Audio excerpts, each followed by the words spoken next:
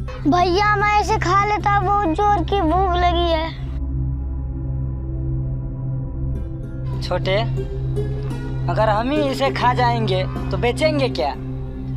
हम लोग गरीब आदमी हैं, रात में खाने का इंतजाम कैसे होगा?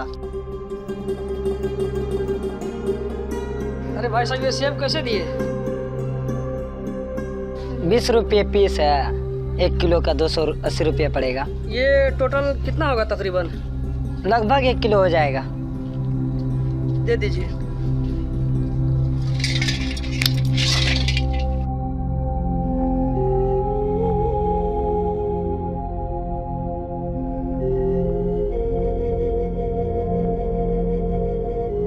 ये लीजिए।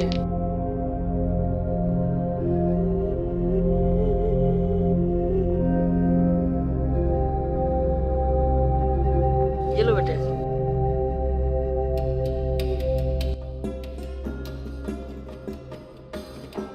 भैया मैं इसे खा लेता, बहुत जोर की भूख लगी है।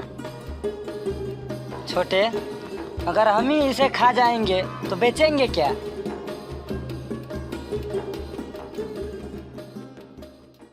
अच्छे लगे वीडियो को लाइक कीजिए, सब्सक्राइब कीजिए।